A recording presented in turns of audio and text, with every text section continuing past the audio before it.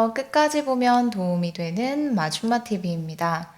한 해 한 해 지날수록 더욱 신경 쓰게 되는 것이 있습니다. 자신의 건강을 돌보는 일과 부모님, 자녀 등 가족들의 건강을 챙기는 일입니다. 요즘은 의료기술도 크게 발전해서 조기에 진단하여 치료를 받으면 건강을 회복할 수 있는 확률이 많이 높아졌습니다. 어떤 질병이든 많이 진행되지 않은 상태에서 발견하여 치료를 받는 것이 중요합니다.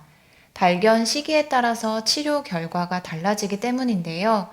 골든타임을 놓치게 되면 치료를 받아도 큰 후유증이 발생될 수 있는 질병들도 있습니다.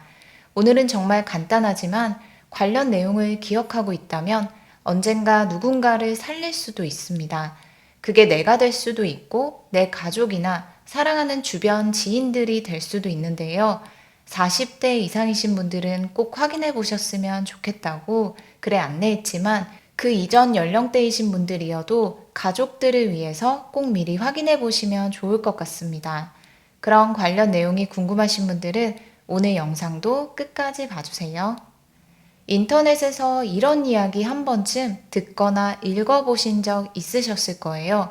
바베큐 파티장에서 한 부인이 갑자기 쓰러지듯 넘어졌고 주변 사람들이 구급차를 부를까요? 라고 물었지만 부인은 구두가 새 것이어서 잠시 휘청한 것 뿐이라고 괜찮다고 하면서 넘겼습니다. 그날 저녁 부인은 귀가했고 다음날 저녁 6시에 사망했습니다. 이유는 부인이 뇌졸중이었기 때문인데요. 뇌졸중은 발병 직후 4시간 30분 이내에 막힌 뇌혈관을 뚫어야 하기 때문에 발병 직후 최대한 빠른 시간 안에 병원에 가야 합니다.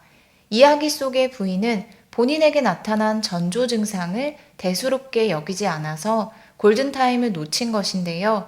한국인 사망 통계를 보면 뇌졸중은 국내 사망 원인 4위로 암, 심장질환, 폐렴에 이어서 4번째입니다.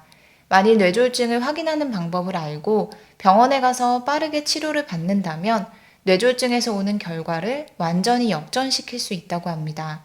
발병 즉시 어떤 증세가 나타나는지 인지하고 골든타임 내에 병원에 와서 치료를 받아야 하는 이유는 골든타임을 놓치게 되면 치료를 받아도 언어장애, 신체 일부 마비 등 심각한 후유증이 남기 때문입니다. 그럼 기억해두면 누군가의 생명을 살릴 수도 있는 간단한 질문 3가지를 안내드리겠습니다. 뇌졸중의 징후를 찾아내는데 큰 도움이 된다고 합니다.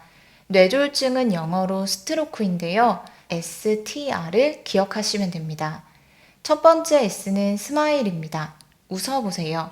웃을 때 한쪽 입꼬리만 올라간다거나 얼굴이 삐뚤어지거나 떨림이나 마비가 오는 증상은 없는지 꼭 체크해 보세요. 두 번째 T는 토크입니다. 말을 해보세요. 단순히 몇 가지 단어를 이야기하는 게 아니라 집 주소라던가 조금은 긴 문장을 완전하게 처음부터 끝까지 말할 수 있는지 확인해 보시면 됩니다. 말을 할 때 발음이 이상하거나 반복하는데 어려움이 생기는 증상이 있는지 꼭 체크해 보세요. 세 번째는 R인데요. raise로 두 팔을 올려보세요.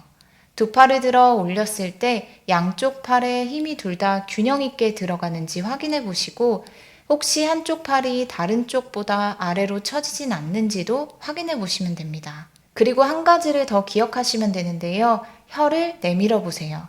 혀를 내밀었을 때 특정 방향으로 굽었다던가 꼬부라졌다던가 했다면 이것 또한 뇌졸중의 또 다른 징조일 수 있다는 점 꼭 기억하시면 좋겠습니다.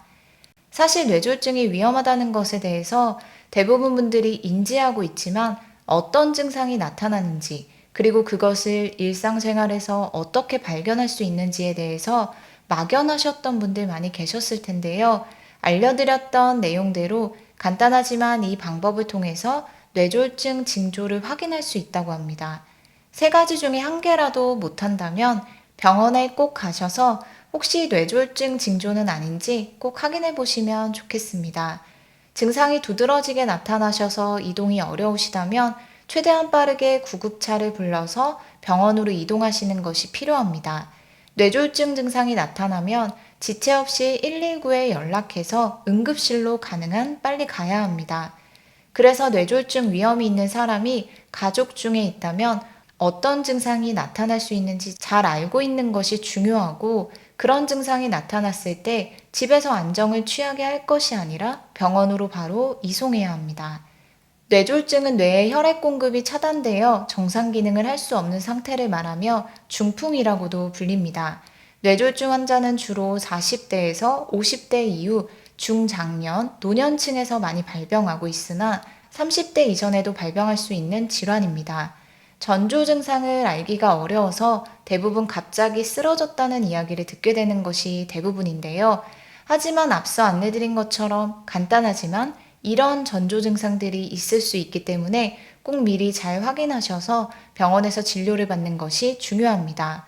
앞서 안내드린 세 가지 이외에 나타날 수 있는 전조 증상에 대해서 추가로 설명드리겠습니다. 대표적으로 두통도 포함되는데요. 편두통이 심하게 오는 것으로 오해할 수도 있지만 심한 두통 증상은 뇌졸중의 증상 중 하나일 수 있습니다. 두통의 원인이 무엇인지 잘 확인해서 혹시 뇌졸중으로 인한 것은 아닌지 잘 살펴볼 필요가 있습니다. 다음은 시력 저하입니다. 이유 없이 한쪽 눈꺼풀이 처지거나 눈동자가 감기고 한쪽이 흐리게 보이거나 안 보이는 경우입니다. 뇌졸중 환자 3명 중 1명에게 시력 저하 문제가 발생한다고 하는데요. 일부 시력 상실부터 실명까지 다양한 문제가 발생됩니다. 이렇게 한번 발생한 시력 저하는 다시 되돌리기가 어렵기 때문에 이유 없이 이런 문제가 발생했을 때 빨리 병원에 방문하는 것이 필요합니다. 세 번째는 인지기능 저하입니다. 나이가 들면서 자연스럽게 나타나는 증상이라고 생각하실 수 있지만 단순히 나이로 인해 발생하는 것이라고 단정하는 것은 매우 위험합니다. 뇌졸중 전조 증상으로 나타날 수 있기 때문인데요. 특별한 이유 없이 갑자기 말을 잘 못한다거나 무슨 말인지 잘 못 알아듣게 되는 등 사람들의 말을 이해하는 것이 어렵다고 느낀다면 꼭 병원에 방문해서 원인에 따른 치료를 받으셔야 합니다. 그 밖에도 갑자기 기억력이 떨어졌다고 느낀다던가 어지럼증이 반복적으로 나타나고 흉통 등이 발생할 경우에도 뇌졸중 전조 증상일 수 있기 때문에 빠른 조치가 꼭 필요합니다. 오늘은 이렇게 우리가 꼭 알고 있어야 하는 내용에 대해서 살펴봤습니다.